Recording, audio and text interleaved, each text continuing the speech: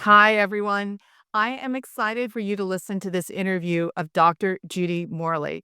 I knew she was the perfect person to talk about how to believe in yourself because to hear her story and everything that she's accomplished in her life, it is just a story of believing in herself, doing something new, doing something different, doing the next. She also is the perfect voice to bridge between history and what that means for us as leaders, either in the corporate or nonprofit space, because she's done both. She's been a corporate executive, she's been a nonprofit executive. She's currently the executive director of the Seminary Ridge Museum in Gettysburg, Pennsylvania. She's also been an author. So I knew that Judy's voice could really give you a perspective on when you don't have it in you, how do you create that belief and how do you look to a goal that's beyond what you think your reach is, but you can get there. So hope you enjoy it and we'll talk to you soon.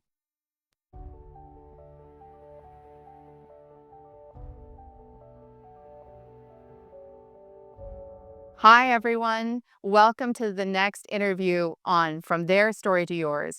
Today's topic is how do leaders develop a belief in themselves, especially when they're getting started as a leader or starting a new project.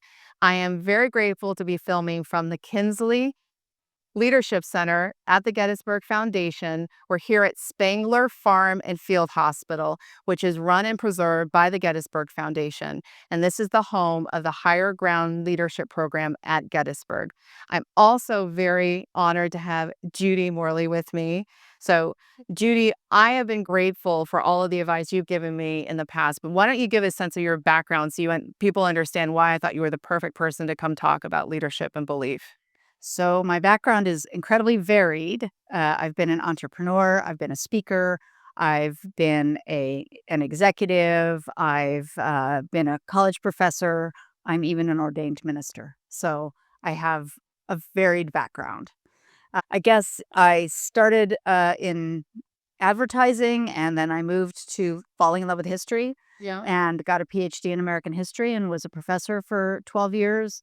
And then kind of moved sideways and became fascinated with leadership. And I became fascinated with leadership in a historical context because in so many historical episodes, leadership is the thing that makes the difference. When you see over and over, they say history repeats itself. I don't know that that's necessarily true, but we're still all human beings and you can see human patterns, and leadership frequently is the key. Before we go off on a tangent, was there one leadership story as you were getting underway that really inspired you? Because not everybody gets there. Not everybody gets there from history to leadership. So I'm curious what some of those There moments were for you. Oh, there were so many. There were so many. So, among the I'll just kinda give you the greatest hits list. I am always fascinated by the Battle of Gettysburg. Truly, since it is the turning point of the war, I mean, we're here in Gettysburg, it makes sense, but because it's the turning point in the war, I was always fascinated by how many people, ordinary people, had to step up and take roles of leadership that they weren't used to in the moment, and so that's kind of the bellwether for me. That is one of the things that got me really interested. However, George Washington at the Newburgh conspiracy, where there's a conspiracy to overthrow the new Constitution, and George Washington stands up and by simply putting on his glasses and saying, "Gentlemen, forgive me, but not only have I grown old in the service of my country, but I've also grown quite blind." And in that moment of authenticity, showing his authentic self in this role of leadership dissolves the conspiracy and saves the republic. Think so moments like that. Moments when Eleanor Roosevelt, who is on the board of the Daughters of the American Revolution and hears that Marian Anderson is not going to be able to sing at Constitution Hall, and therefore she moves the concert to the steps of the Lincoln Memorial, uses her clout to do that, completely changes the civil rights movement. So these are these seemingly small acts by one individual In a moment. in a moment that shifts the trajectory of history. And the study of those and enough of those is when I realized that history and leadership are so intertwined. Absolutely. I can't help but do a plug. Can we just say where you went and got your history background? Because we've got to make sure we honor New Mexico. I got my PhD from the University of New Mexico the best university on the planet in Albuquerque, the greatest city in the world. Thank you for that. I appreciate that. As a native New Mexican, I very much appreciate that. Thank you for that moment. You're welcome. So, as you just covered the gamut, right? This is to me when I was thinking about who could help talk to people who are trying to figure out how they refuel or how they start a belief in themselves. I was like, I got to talk to Judy. So, why don't we start at the beginning? So, somebody's listening who's either starting to be a leader or in a new leadership zone they haven't been before. And as much as they may be excited, they're probably daunted. So, what are your advice to that person? What should they be thinking about as they're trying to develop a belief in themselves? Well, I think I'm a big believer in knowing yourself. Emotional intelligence is thrown around a lot today. And the way I define emotional intelligence is that it consists of four things, but the first thing is self-awareness. So I think for a person in that role, they have to be really aware of what they're feeling because our feelings, we are physiologically hardwired for our feelings to tell us what to do. And I think that we get conditioned to ignore our feelings, to not pay attention to our feelings. And in many ways, we undermine our own belief in ourselves because we're not paying attention to our feelings. Can you talk about that more? Because it seems matter of fact as we're talking about it, right? Pay attention to your feelings. We've always probably heard, listen to your gut feeling. Sure. But I think it's powerful what you're saying because a lot of times we're told to think about it or get a reference or Google it or chat GPT it, maybe in this case. So talk to more about what you mean by the feelings over the brain. I think that there are times, especially when you're new to leadership, when you know a course of action to take. You know it, but you can't explain how you know it. Or why? Or why, or you don't have the footnote for it, or you don't have the approval or whatever, but you know. And that's that moment where we're being called to have a greater belief in ourselves, Right. in our own, what do you want to call it, intuition or skill set or perspective or whatever it is. We're being called to that. And a lot of times what we do is we go around and we ask people to get the validation. And if it's a really good idea, some people will consciously not validate because it's a good idea. And Elaine, you and I are in the same role, and I don't want you to maybe get the job, the promotion instead of me. So I'm not going to validate you. Judy, isn't this the best color that we can choose? You probably have a bias against it. You just don't want to see green. So therefore, you're going to put it down. Right. I get it. I Right. completely get it. But you've got to pay attention to that feeling. And this is where it gets difficult to talk about because you just have to have that faith in it. You have to go with it. And there's a interplay between action, behavior, and belief. So the more we allow the belief to come up and then take the action and then see that the world doesn't come to an end, people don't hate us, we don't get fired, then the next time the action or the feeling comes up and we take the action, well, then we get a little stronger in it. So we start small, and that's kind of how you gain the confidence is you go with that gut feeling.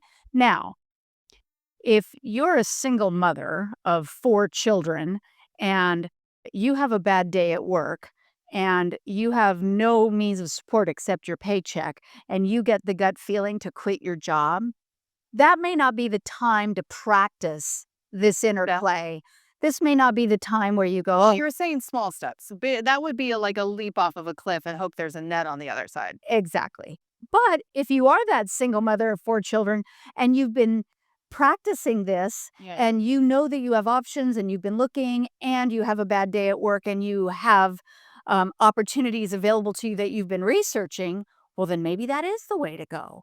But it's all about having that belief in yourself and knowing that there's something bigger than you are out there that's going to help you, whether it's your community, whether it's coworkers, friends, family, depending on your spiritual beliefs, God, whatever it is, you've got to know that there's something that's going to help you along the way. And I think your point makes a lot of sense, even for the person out there that's just trying to find the strength to raise their hand or say, I think differently.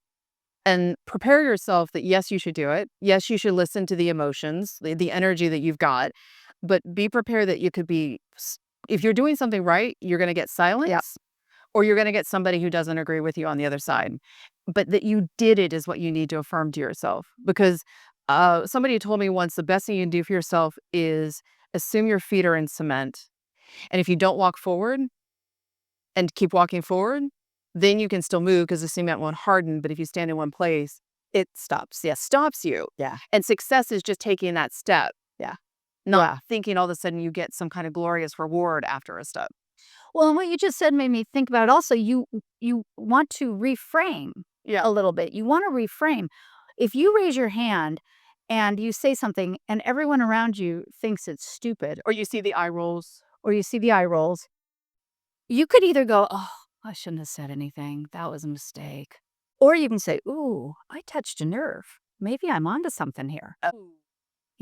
Why are people resistant to this? Maybe I'm the only one who can see this. Maybe everybody else is stuck and I'm the only one who's seen it clearly enough to drive this forward. So it's reframing how you think about it and not assuming that other people's reactions are more valid than your own. Can you say that one more time? Probably not. Okay, well, let me play what I heard because I think that's something that is important when you do to believe is you assume that everybody else's reactions are they are either more understanding or see more or know more than you are, so their reactions should inform your decisions. Right. And then when you get those reactions that are the eye rolls or something like that, they are not more valid than your own. Yeah, you have to stop assuming that other people's reactions are more correct than your own course of action. That is the very definition of believing in yourself. You have to believe that what you have to contribute is every bit as valid, if not more so, than everybody else around you. Yes. And let's just say where we are on the energy scale. We're talking to somebody who's needs the belief to come up to center. If you're here and you have so much belief in yourself, then we'd probably give you different instruction to just listen to a few other people. We're talking about Yes. you need to figure out how to go from, a low tank to at least halfway there. Yeah, I think the original question was how does someone begin to have that belief in themselves? And so that's for someone that's new in their career, a newer role, they haven't had a lot of leadership positions in the past. I know that, at a previous time in my life when I was younger, I noticed a lot of my friends and myself were coming back into the workforce, even though we had maybe responsible careers, long careers, successful careers. We might have taken some time off, as I did, to raise kids, and now you're going back. Well, just that little bit of time, all of a sudden, technology's changed, and what is this thing called Microsoft Office Suite that I know not Or of? Excel of what? Exactly, yeah, and so if you're going back in and you feel a little, out of place, you might be find yourself back at that empty, even if you've known what it's felt like before, but it's still the same process. Assume that you know what you're doing. Yeah. And I would say the same thing for somebody who's just starting. You've been in the world of college, which has been a little more structured, and you know how to navigate that. You figured it out, and now you're in the job, and you need to raise a question. How do you walk through that door? Yeah. You take two steps and you walk through the door, and you ask that person that question Mhm. because, I mean, all it takes is the steps to get you what you need. Yeah. Yeah, and sometimes the other thing in that is you can't be afraid of judgment, criticism, and, other people's opinions because they're all gonna have them. And not everyone's going to agree with you. And so if you take the action, if you're in a room of 100 people and you take action, 50 people are going to love what you did and 50 people aren't. So I think we're kind of trained and socialized and conditioned to pay more attention to the 50 people who don't like what we did Yeah. than the 50 people who did like what we did. Again, that's where we have to reframe and go, okay, Is look, I've got all these people behind me. because words matter, and a lot of the words you use to evaluate yourself is "I don't want to fail." Right? Like there's even a phrase out there that I've used for a long time is "What would I do if I couldn't fail?" And I like better, "What would I do if I could succeed?" Right? Because we evaluate ourselves more on the Yeah. whether or not I failed versus it fit to be successful is almost, "Oh, I didn't really mess up." And, sometimes that is good. Sometimes that's all you need. Fair enough. Depends on it, but yeah. I also think, especially for women, if a woman shows up in a professional setting too full of herself, it's it's not, complimentary for her. She's not seen as someone who is powerful or a go-getter or, considered someone who's bound for success the same way a man is in the same role at the same point in his career. women just historically have been socialized to have to be a little more subtle, play the game behind the scenes a little bit more. You know, I love the line from the movie My Big Fat Greek Wedding. It's the line where the mother says, "The man is the head of the household, the woman is the neck, and she can turn the head any way she wants." In many ways, I don't really buy into that, but that's the way women have had to show up in the workforce. We have had to not come in and say what we want, what we think. We've had to be more subtle. Someone maybe even say manipulative, which is what gives powerful women a bad name. But I think that that can all be done. I think that we can get to that leadership point where we can have that faith in ourselves without being arrogant, without being overbearing, and just know that we have something to contribute. And the belief in yourselves. I The belief in yourself. You've been a great mentor. We've talked about that. And I think obviously those stories are part of our stories is how we navigate leadership. But what we're talking about that we've experienced, a lot of different people can experience, right? There can always be the thing that makes you feel or your voice isn't worthy, right? That the feedback is your voice isn't worthy. You're not naturally a leader in this zone. You're not supposed to influence the decision making. And that's why we're having this conversation, because if you have a belief and you're supposed to say something, forget about all of the things that go into what makes up your image. Go with your gut. And be willing to fight for it a little bit. Not fight. We're not arm wrestling. We're not fist fighting. But I'm thinking of a situation where I had a business partner, and I was the external facing expert, the marketing person, the customer experience person, the HR person. And this business partner was supposed to be the finance operations person. And as the partnership progressed, this business partner was doing things that just didn't sit well with me in finance and operations. Yeah. But that's not what I'm supposed to be so good at. And so I allowed myself to be placated. I kept saying, "Are we sure we want to do it this way? This doesn't feel right." The energy didn't feel right. Your gut was talking to you. It was, but I kept getting the answer, "You just worry about what you're supposed to be doing, Judy. You just worry about yours. I'll worry about mine." And I doubted myself. I thought, well, those aren't, I'm not the finance person. I'm not the operations person. So I guess I just don't know. And I was very quick to assume that I just didn't know what I was talking about. I was very quick to assume and trusted that this person did. Well, a year went by, the business failed spectacularly, lost a whole bunch of money, ruined a lot of people's livelihoods because things were not right in finance and operations. So my gut was telling me all along, but I allowed myself to be placated. So when I say fight for it, I guess what I mean is ask the questions and don't be placated till you have the concrete answers, if you feel that way. And they don't need to defend themselves. They could coach you through it. Well, why don't I use this as a segue? Because one of the other topics I wanted to talk to you about is when you start to be a leader, right? At some level, there almost everybody is a leader in some way, shape, or form. And that's exciting because that means a leader can make a difference. But as you become a leader, as we've been talking about, you can get a lot of noise. You're going to get the 50% who like you, 50% who get your eye rolls. Yeah. How do you navigate figuring out, because a leader doesn't exist or is supported in a vacuum. You always have to have a community around you. You have to have sounding boards. You have to have people that help guide you. How do you figure out the noise versus the helpful advice? Yeah. I mean, I think at first it's really just, and this can sound so corny, but what feels good? No, it makes sense. What feels good? There's a difference between my ego just felt better because it made me say I was amazing and wonderful versus Right. I feel like I'm really getting something. Yeah. I remember I had a job years ago and I was not happy in the job. And I would listen to self-help books over and over on my way to work just to get me in the door. in that door. Oh, yeah. This was Oh my goodness. toxic work environment. And every time I listened to this self-help book, I heard it saying, not in these words exactly, but what translated through my psyche Yeah. was, this job is actually hurting your prosperity because you aren't going to advance. You're just hating it. You're miserable. You need to leave. This job is hurting your prosperity. But I had another voice in my head. It was my mother's. And my mother's was, do the responsible thing. You need a job. It doesn't matter who says you deserve a good job. Hard work. It's hard work. Exactly.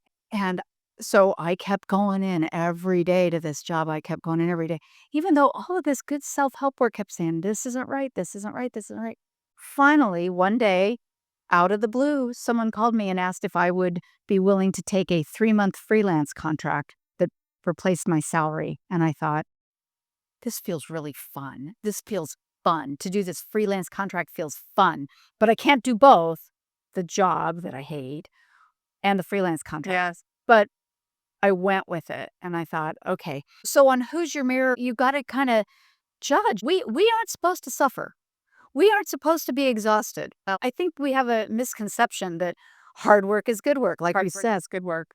but not always. Well, Fun work is it's good good work. work. And being somebody who is optimistic but equally stubborn, I have to realize that I'm willing to make any solution successful, but sometimes it means me running into walls. And there's a point where I need to realize I've run into that wall 3 times, and the only thing it's doing is the dent in the wall is getting bigger. We're not making a And difference. your head's getting hard. But I'm a hard worker, so I can keep. I mean, I've learned over time to be tenacious about the things that are falling into place, not the walls. Yeah. Right? Yeah. How do you figure that out? Well, and it is a balance. It is always a balance. I think that's what makes leadership such an interesting topic is if there was just a checklist, do this and you got it, do Yeah. this, you got it, it would be so easy. No. But it's always this balance that we're having to go between. So there are times to be tenacious and there are times to let go and there are times to, stand firm and do what you know is right and there are times to be more flexible and I'm luckily at a point in my life and career now, as you said to me earlier, I have a lot of life behind me I now. did, people. She gave me an appropriate hard time for that. So I'm old, I get it, but I'm at a point in my career where I kind of can feel the balance. I mean, I've done it. I have the experience. I have that behind me and I can say, "Oh, 10 years ago when I tried this, this didn't work out so well. I think I'm going to do it differently." So I have that. So it's easier for me when you're starting. It is some trial and error, which is a frustrating answer because you do want the checklist. I want to be successful. So if I just Well, I just got out of classes, and if I checked all the boxes, I got the A. Doesn't life work that way? right, right, and it doesn't. No. It doesn't. And so there is some trial and error.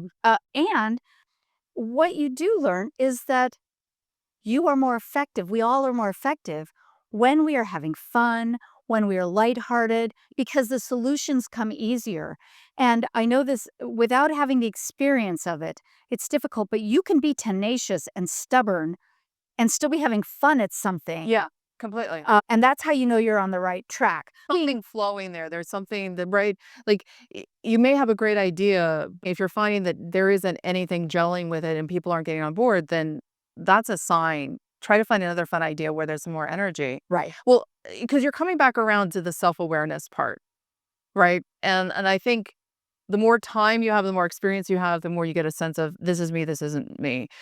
But one of the things I'd offer is we were trying to say is you get feedback if you're having a conversation with somebody. Personally, I found if you ask them why, you learn a lot more, Yes. right? Because everybody Yes. will tell you what you think, but you can judge the integrity of where it's coming from and whether or not that feedback helps you. If you go, okay, why are you saying that? Like, what do you see behind the scenes to judge if you agree with how they're thinking about things? Yeah, and one thing I found taking the why a step further, is that sometimes why puts people on the defensive. There's a little bit of like, "Why on earth would you think that?" Even if that's not how you say it, that's how some people hear it. Yeah.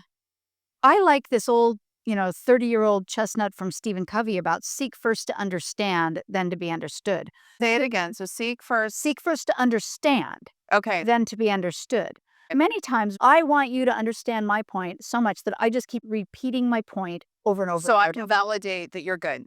Right. Okay. But you have a different point of view. So what I want to be understood. So I'm going to keep validating my point. and what I say is that's not a dialogue, those are parallel monologues. And so what's better is for me to really hear what your point is and to really want to understand it, not to prove you wrong, No. but to maybe prove me wrong. Yeah. Like maybe I don't know anything. Maybe I don't know everything. Maybe you have a piece that I'm missing. And so if I really am asking you questions, and why can be a question, but I think people feel the intent. So if the intent of the why is that is fascinating, Elaine. I really want to know more. Exactly. Then you're going to be more willing to tell me. And then when I talk, you're also more willing to hear mine. And it's more likely we'll meet in the middle. And you're gonna learn something out of it versus just dueling with your different ideas. Right. Right, and I think in that dialogue, because you're gonna have a lot of people, always in your life giving you feedback where you're what stage you're at life, your leadership decisions, and you can always sense out the people who are willing to tell you or understand you enough to Right. then give you feedback Right. versus, "Well, let me tell you how it went down for me." That's usually when I don't know, I try not to turn off my brain, but it's really hard not to, because you can't do it alone. You've gotta have support. Right. So let's also talk about so you've got the self-leadership, you're listening to all your guides, right? And you're trying to sense out from both energy and asking questions who's coming from a place that can help you, Mhm. right? That's actually in tune with what you need and what you need in the moment. Mhm. But since you and I have a sense that our historical leaders can also help us. Can we talk about how you can, if for some reason you are completely in a dead zone of people around you who can give you good advice, Yeah. right? Yeah. This does not mean that you are without mentorship and leadership and Right. people that can help you. Right. Absolutely. Look to history. Look to history. Look at how people operated in similar situations. There really is nothing new under the sun. We have the same brain as the cavemen. If you dig far enough back into history, you'll find your situation. Well, because the one you told about Eleanor Roosevelt, like, let's give some tidbits of people who are looking for stories of belief. I think the Eleanor Roosevelt always compels me because here I see a woman who was born into what seems just like the red carpet in Yeah. front of her, Great privilege. but she was terribly shy. Mhm. Now, if I'm going to get this right, she was so proud of herself. Talk about a way to reframe feedback that she had overcome her shyness to say something and overheard somebody tell. I'm not going to get the quote right, but was the spirit of the quote was, "Oh, Eleanor thinks she's hot stuff." Yeah. Yeah. And that made her proud. Like, Yeah. the thing I like about that when you're talking about reframing the feedback you're getting, Yeah. she didn't recoil on that. She owned it and said, "I have now believed in myself so much that people now think that I think I'm hot Yeah. stuff." I did it. Yes, Yeah. that was one that fuels me. Well, and to think all the things she overcame to do something, Eleanor Roosevelt did not have to do anything in the world. True. She didn't have to. She had money, she had privilege, she had status. In her own right, even before she married Franklin, she was Theodore Roosevelt's niece, so she was privileged in her own right. And then, of course, she marries Franklin Roosevelt and becomes first lady. So she didn't have to do anything. What drove her to do that? Something internal, right? Yes. She was a born leader, not the kind of leader like her Uncle Teddy, who would have been out there hammering on the He podium. was full of energy. Yeah, she was the more quiet kind, but she still listened because she's not under the gun to have to do anything to survive, to be accepted, whatever. She just did it because something internal drove her. Absolutely. And as much as not obviously most of us are not going to be Teddy Roosevelt's, niece, etc. I think there's a universal story and you don't have the makings of this. Like you whatever the makings is, you don't have to, right? You could be in an area where you don't have the resources. You don't have resources at your fingertips in general, but that doesn't mean that you can't be an impactful leader. I mean, that's the thing that compels me about all of our American leaders is they are all a story of a journey from something into Yeah. something greater. Yeah, none of them are born into it. Okay, so let's talk about what we've already covered. We talked self-awareness, how to get a sense of who should be an advisor for you, getting to understand them and navigate those moments, and also just keep stepping forward to build your belief. Now, in this journey, it's not always going to, as much as you're hoping you find the fun path, it's not going to feel comfortable. There are going to be trigger moments, right? You get bad news, you're in the middle of the meeting and somebody says something that just completely feels like a slap. So I am going to read from this wonderful book that you wrote, Judy. So when you identify the triggering thought, try to think about something completely unrelated. For example, if you were worried about finances the moment before you got anxious, try thinking about eating ice cream, going skiing, having a movie night. Notice how interrupting the thought mitigates the feelings. And I think we all have human moments and human reactions, and how do we let that go and get back to being a leader? Yeah. Yeah, I think that's so important. That's so crucial to self-management, and I'm a big believer in self-management because we all have feelings. Feelings are just feelings. We can't always help our feelings. They come, they go. We let them float through us, and that's okay. But we don't have to act on every feeling we have. Feelings are different than gut feelings. No, I think that gut feelings are the same. We don't have to act on every gut feeling. Okay. I think part of the maturing process is understanding which feelings we want to follow and which we don't, and being able to identify them. That's part of self-awareness. Is this a true gut feeling, excitement, I want to do this, or is this a compulsion that's hiding over some sort of fear or some sort of anxiety that I'm not truly dealing with? And I think that that's part of the maturing process is which is it, you know? I remember I just thought of this, my daughter, when she was little, I used to tell her to eat. I wanted her to learn how to eat intuitively. And so I used to say, listen to your tummy. What is your tummy telling you? What is your tummy telling you? And when she was 4 years old, she came to me with a box of Oreos and she said, my tummy's telling me I want a cookie. So you have to figure out if you're really hungry or you want your tummy's telling you want the Oreos. Right, all right. So I think, one's the compulsion, one's the actual feeling, right? So we have the feelings, and it's okay to have feelings. As someone who was brought up to disassociate from feelings, I would never coach anyone to not pay attention to their feelings, but we don't have to act on them. I had a boss that used to say, "You don't have to grow up all over people." Oh, can you say that slower? Okay, you don't have To grow up all over people. Interesting. Because I think sometimes we get a trigger. Yeah. Someone pushes our button. Yes. And if you and I were in a meeting and you said something that made me angry and I yelled at you, in my mind, I could rationalize that I am totally justified at yelling at you because you made me angry. Or Wh- I intentionally said something that was supposed to be hurtful. Correct. When the truth of the matter is, you didn't make me angry. You said something that triggered old anger in me. Yep. And instead of managing it and stopping and going, wow, I'm getting really angry at Elaine. I wonder what that's about. And holding my tongue and managing my behavior, I can have the feelings.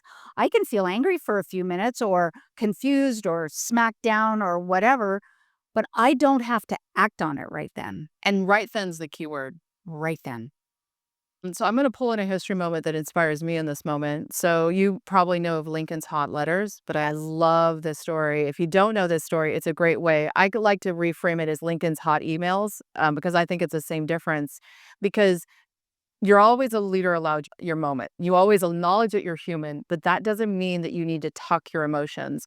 And my understanding of what he would do is he would write a letter. Somebody had done something egregious and he thought it needed to be reprimanded, which meant he really, because he didn't flip, would write a letter, but he would make sure he slept on it before going to the next day. And there were a lot of these letters that were never sent because in the light of day, he thought actually the facts, he wasn't hiding. He wasn't retracting from acting. I don't want it's like he wasn't putting it under a barrel. He was just saying, no, I need to make sure that this is a legitimate thing and message that needs to be delivered before I put it out there. And that a greater good will be served by actually giving Well, this. I mean, notoriously, the letter to George Meade after the victory here at Gettysburg, Lincoln writes about how Meade had the Confederate army in the palm of his hand, and all he had to do was close his fist and crush it. And that would have killed morale in the Union Army. And so Lincoln may have felt that way. Lincoln was a master of self management. I'm glad you brought him up because he was a master of self management.